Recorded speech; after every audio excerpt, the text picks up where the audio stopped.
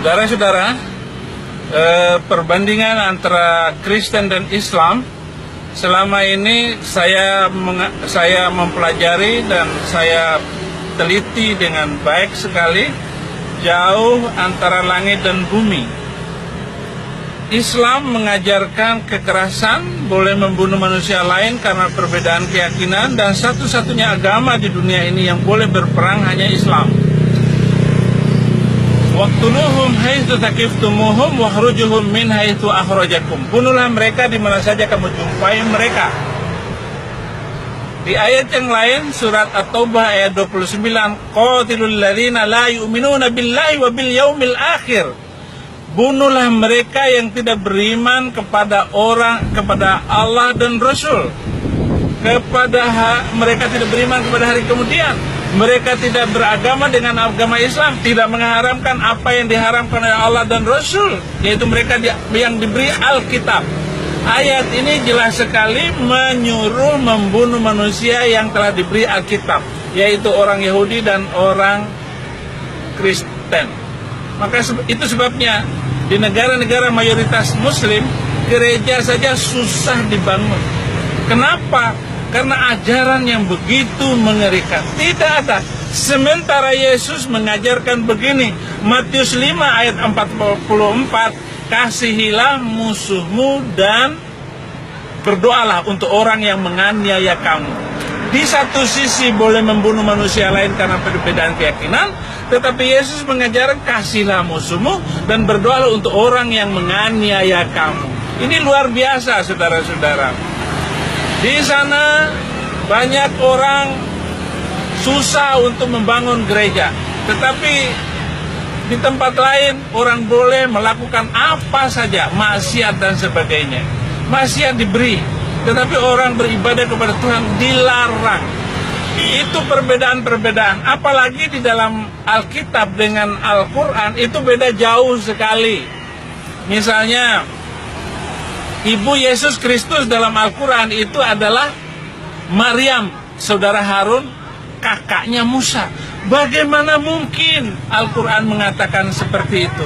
Tidak ada cerita di dalam Alkitab bahwa Maryam, ibu Yesus, adalah saudara Harun, anak dari turunan Imron. Tidak ada. Maryam tidak punya saudara laki-laki. Tidak ada. Inilah sebabnya saya katakan bahwa Al-Quran ini bukan firman Tuhan. Bukan firman Tuhan. Jadi karangan dari Nabi Muhammad. Belum lagi kalau kita memperhatikan ayat-ayat yang berkaitan dengan perkawinan Nabi. Semua ayat-ayat Al-Quran itu untuk membela Nabi. Lalu dipanggillah Jibril untuk membenarkan semua perbuatan Nabi. Misalnya di dalam Al-Quran surat An-Nisa ayat 3, laki-laki hanya boleh beristri 4, tetapi Nabi Muhammad istrinya 11. Istrinya 11 yang diakui oleh orang Islam. Yang saya baca dalam kitab Al-Halabiyah, itu istrinya 23 orang. Jadi beda jauh semuanya ini. Nah, kalau ayat-ayat itu semuanya membenarkan perbuatan Nabi. Bagaimana Nabi menikah dengan Zainab binti Jahsy, menantunya sendiri, yaitu istri dari Zaid bin Harithah. Zaid bin Harithah, dia menikah dengan menantunya itu tanpa masa idah. Jadi tidak ada idah. Begitu diceraikan langsung menikah. Dalam ajaran Islam, laki-laki yang mengawini istri seseorang itu ada arba'ah ruku, arba'ah quru, 4 kali haid. Tetapi tanpa haid, itu dilewati semua, dilanggar semua. Muhammad menikah juga pada bulan haji, padahal dilarang menikah pada bulan haji. Larangan keras, tidak sah haji seseorang kalau melakukan perkawinan, menikah pada bulan haji. Tapi semuanya dilanggar apa yang diajarkannya itu. Nabi Muhammad tidur dengan Maria Kibti, menikah dengan Maria Kibti.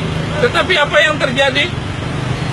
Istrinya Hafsah marah karena ditiduri. Akhirnya turun ayat surat ke-66 ayat 1. Hai Nabi, kenapa kamu mengharamkan apa yang dihalalkan oleh Allah bagimu? kamu hanya sekedar mencari kesenangan hati istri-istrimu, padahal Allah lah yang lebih kamu taati, lebih kamu hormati. Jadi ayat ini membolehkan menikah dengan budak, bukan menikah, tidur dengan budak. Maka TKW yang dikirim ke Arab Saudi itu banyak yang hamil. Bulan ini sudah ada 234 TKW sedang menanti hukuman pancung. Kenapa? Karena dia membunuh tuannya. Nah, tuannya itu sebenarnya tidak salah, karena tidur dengan pembantu itu dibolehkan dalam Al-Quran, bukan 1-2 ayat. Artinya hukum yang dibuat di dalam Alkitab, tidak boleh tidur dengan pembantu, tidak boleh nikah dengan pembantu, harus menghormati yang namanya budak, tetapi oleh Al-Quran dihalalkan dan dibolehkan. Ini bagaimana, saudara?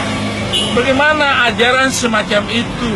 Itu sebabnya saya pindah dari ajaran yang nggak jelas itu. Saya meninggalkan Islam itu sendiri yang sudah membesarkan 41 tahun. Saya percaya kepada Al-Quran dan kitab suci itu. Dan saya percaya, bahkan anak saya 3 orang itu saya kasih nama Fikri Khomeini, Saddam Hussein, Muammar Gaddafi. Kenapa? Karena begitu hebatnya iman saya kepada Islam, begitu fanatiknya saya menjadi orang Kristen Islam pada waktu itu. Nah, tapi sekarang bubar karena saya telah melakukan perbandingan antara Alkitab dengan Al-Quran.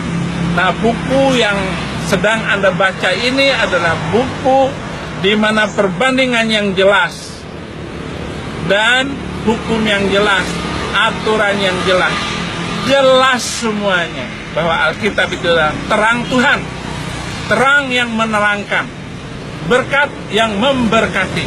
Itulah yang saya nikmati selama ini. Dan saudara-saudara, kalau saudara membaca lagi buku ini, maka saya percayakan iman saudara. Saudara bisa baca, saudara bisa telaah lagi debat saya dengan kiai-kiai itu. Anda bisa baca lagi dan lihat notasi-notasi Alkitab yang saya tunjukkan dan notasi-notasi Al-Quran yang saya tunjukkan kepada saudara. Saudara bisa menilai sendiri, ambil keputusan sendiri. Karena kebenaran itu hanya satu, tidak mendua. Dan orang Islam, nenek moyang saya melarang saya baca Alkitab. Ternyata setelah saya baca Alkitab, saya terima Yesus menjadi orang Kristen.